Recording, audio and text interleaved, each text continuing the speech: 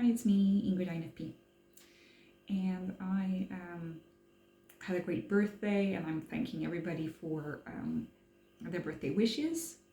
I wanted to talk about water because for some reason I'm really interested in water right now because it has been snowing outside, and I went to Stockholm, and Stockholm is called the Venice of the North. You know, there are a lot of water, a lot of islands, and it was dark, and the Christmas lights had come on, and it's just very pretty.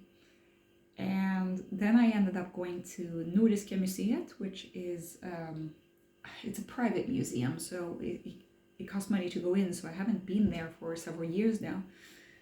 And they had an exhibit about the Sami people in the north of Sweden, Norway, Finland, but also about the Inuit people, and about how you survive up in the north, but also how the ice caps are melting, and different facts, scientific facts about that. So, and they had like stuffed up like a taxidermied polar bear and this kind of stuff.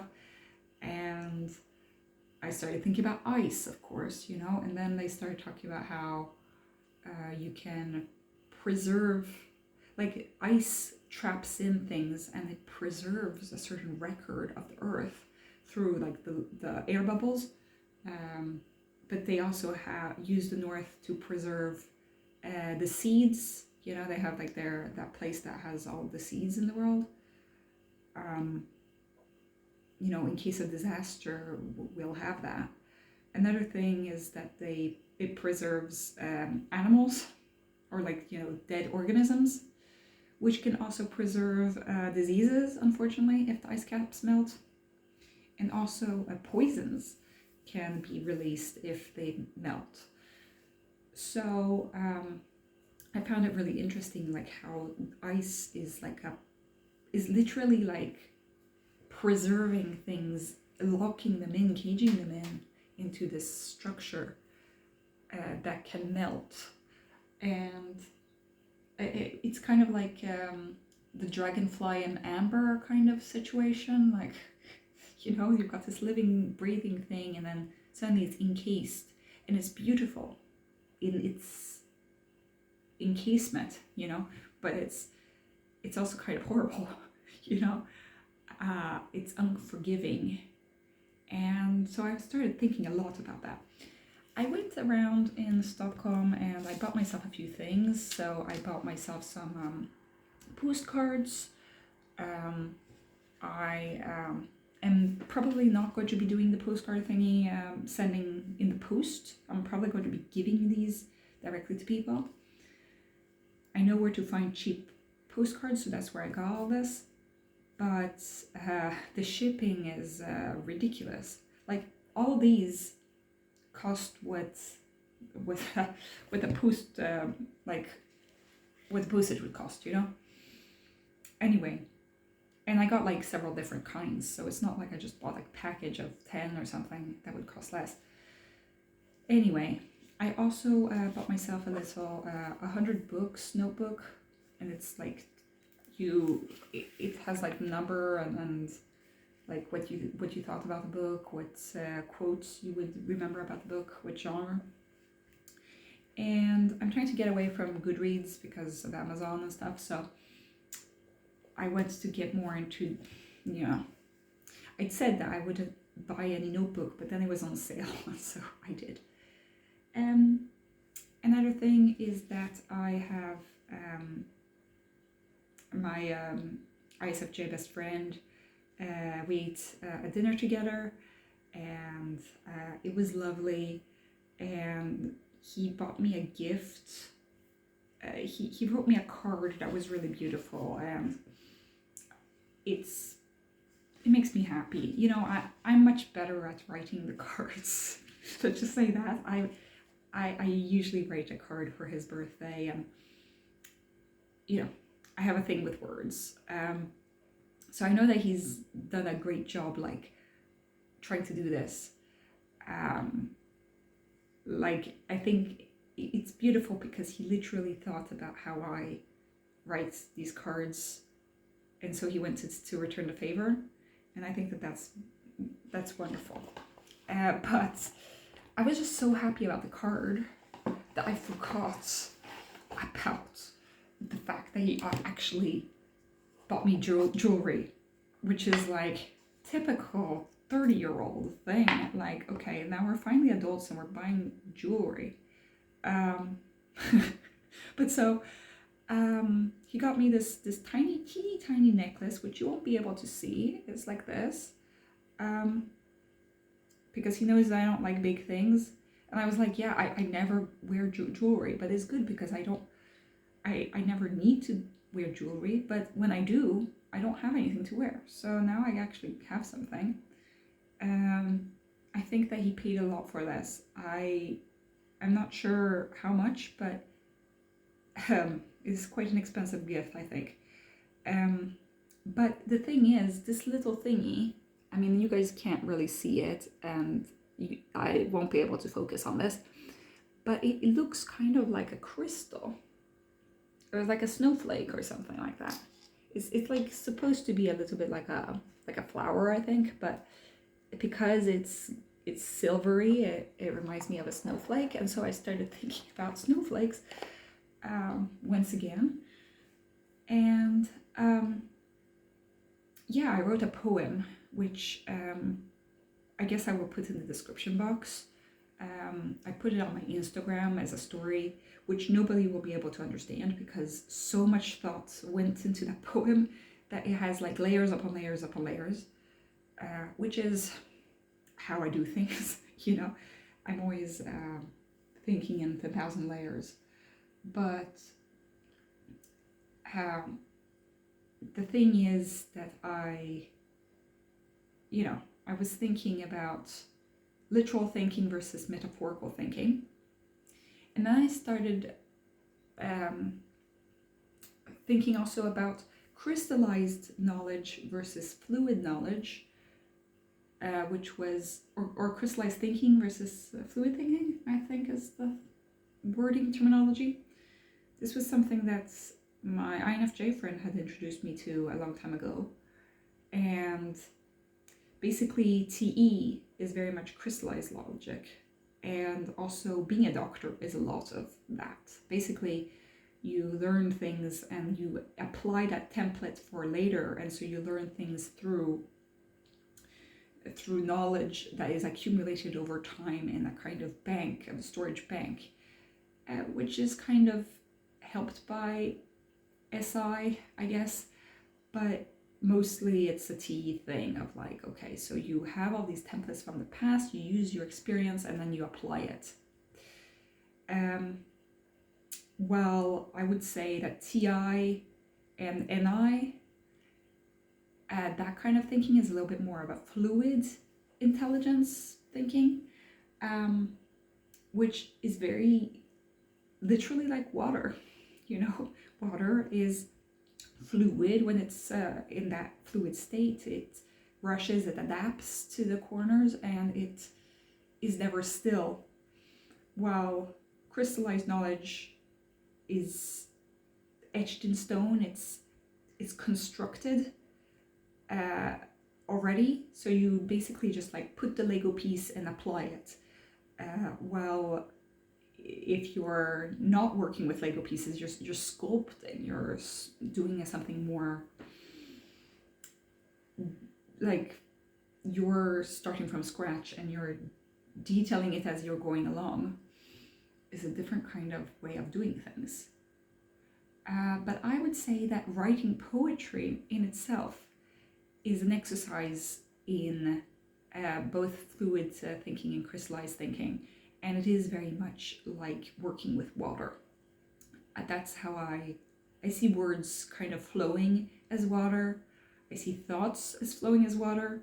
I see thoughts and words crystallizing into something. I see also when thoughts are confused and floating around like steam clouds, gas, air. Well, not air because water.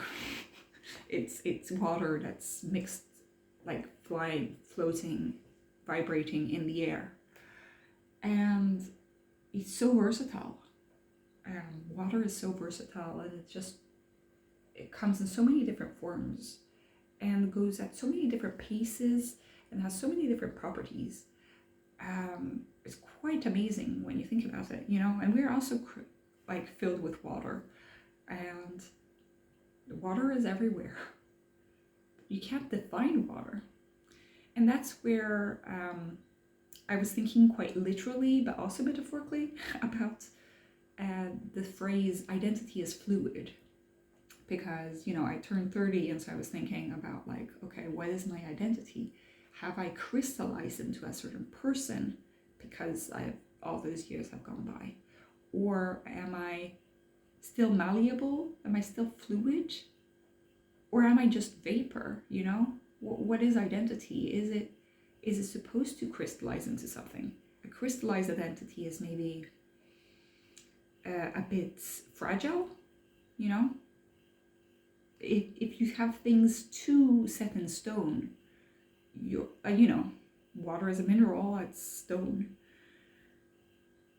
If you have things too set in stone, it can crack, it can melt, it can, the little castle in the sky that you have created. I was thinking of like Sansa Stark with her castle of snow. Like, you're creating a mirage of something that is formed and architecturally sound, when really it's just like a castle of cards, as you could say. It falls apart as soon as something comes and hits it. That's why I was thinking also of like, I've done a video a long time ago about the oak and the reed, and how as an INFP I think that we're more like the reed, like adapting, rather than the oak tree that is stable but that can also crack in a storm.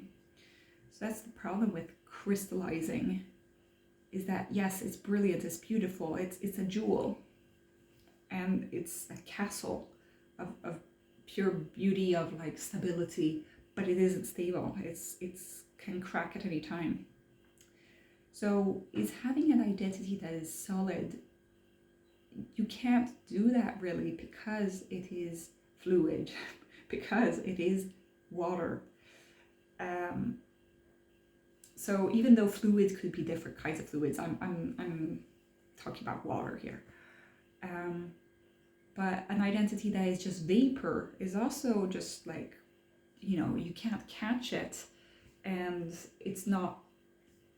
you can't grasp at it, and it will just tumble and fly away, which is also not how an identity should be. An identity it can't even be compared to fluid water, because sometimes it has to stay in a certain state, And so I think that we should see identity and thoughts in all this as very versatile things, very changeable things, and we should see it as going through several different states, and that they can go from one state to the next in different ways. And so identity can be all forms of H2O at the same time. It could be a snowflake, at the risk of sounding cliche. Identity could be a snowflake, but it could also be a gas, like a steam. It could be a cloud. It could be water rushing down a stream, or water in a pond that's just wet and marshy. You could have water as like the depths of an ocean. You could have it as thin as like a pool of water. It could be different colors and shapes, and it's very complex, and what makes it go from one state to the next. It's, it's the ever, this question will be going through our entire lives. And I think that is what is so beautiful with FI and INFPs, is we like studying all the different properties of identity and all the different properties of just everything that gives meaning in life and all the layers. And so instead of like TI maybe like focusing on the properties of water at the molecular level, like in the, in the object sense, we're toying with the softer areas of life, like identity, softer areas. I mean, like the things that are more coupled to, like subjective meaning, values, that kind of thing. It's not like we're trying to figure out how the actual physicality of water works. I mean, we could get really into that. And that's quite interesting as well. But I'm more about like, what does the water symbolize?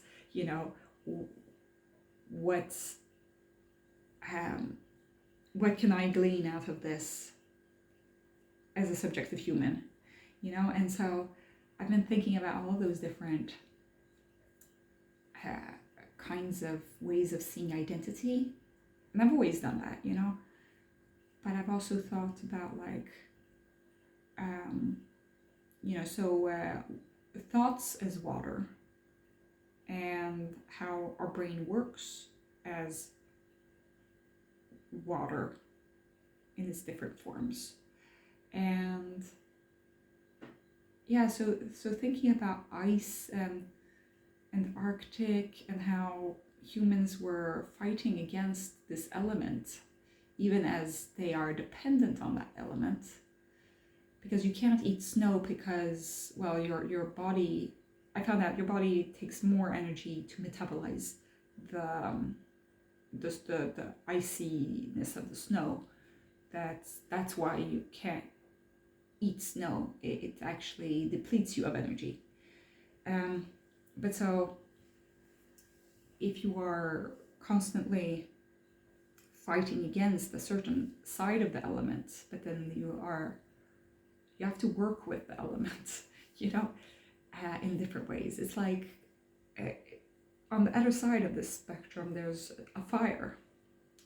Fire is not a molecule or a physical element in that sense, but it's a state.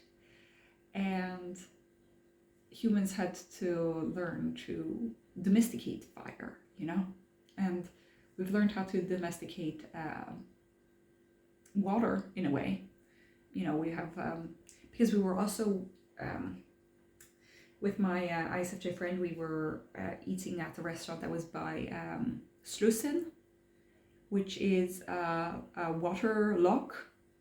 And we were talking about like, who decides? I don't know. If somebody knows about water like locks, please tell me. But like, how do they decide when to open or close the lock? Like if there's a boat that's going to pass by, I understand that you need to open and close the lock. But I guess that there's a certain level of water difference. That means that it can automatically sense when the water levels on a certain side is too high compared to the other side. But yeah, so we have these locks, we have these water dams. The beavers used to do dams. Now now humans do dams, and can get energy from water in that sense. And that's also a whole other set of implications. You could go and think about water all day for your entire life, and you would still find new ways of conceptualizing water. But I don't know, I just felt like a certain sense of things coming together because, I was turning 30, so, it seems like every single person I've talked to that has turned 30 at some point says that they're really happy about, like they say that they were most content when they turned 30. And that's what comes after is better than what happened in the 20s. So that's always nice to hear. But there's a certain sense of being at one with the world when you start seeing all these complex ideas come together into one. And I think that in a sense that might be a little bit what NI is good at, is, you know, having all these things and then like it's like spinning a thread or something. You've got all of the stuff and then it's like a black hole of like this singularity of like one thread at the end, from all these threads to one. And it's hard to do consciously, because like, well, I don't use NI in my conscious stack, but I think that it's a very unconscious thing. But it's beautiful to witness, and it's those times where I feel like I'm finding meaning in the world. And even though my thoughts are very scattered, they give me a certain sense of I belong in this world. You know, we're all human beings made out of water, you know, and needing water to survive, and being surrounded in the water in all of its forms, and utilizing water in different ways. And yeah, I just find like, I don't know why I got like such an epiphany about water. It's not even like an epiphany, but more of a like a deep contemplation about water. And you know, there was snow on the ground, the frost on the leaves, and you know, it becomes so quiet when you have snow on the ground. And I was in the middle of Stockholm, but the snow was falling, and it was so quiet. And it's amazing, you know, like you'd think that, you know, I was in Stockholm at rush hour. It's not that busy of a city, you know, but, you know, and seeing that, okay, so I was walking in snow was falling, but there was water, and it was dark, and the clouds overhead, and yeah, I felt connected to the world.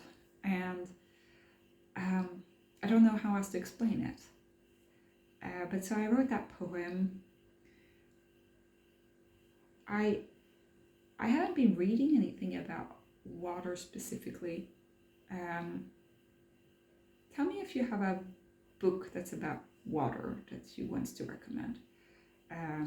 Or just any, like if you have a philosophical piece about water or something. I want to explore that theme further. I mean, I have the Metazoa book that is about water creatures that live in water and how they develop consciousness, but I haven't started it really. I've read like 5 pages, but I've been going through different posts on Tumblr about growth and growing up and being, you know, time, that kind of thing. And I mean, tell me if you want to see a video of me going through just different Tumblr posts and describing why I find them interesting. But I don't really know how to set up my computer in order to do that, but we'll see. Yeah, so I've been thinking deeply about that kind of stuff.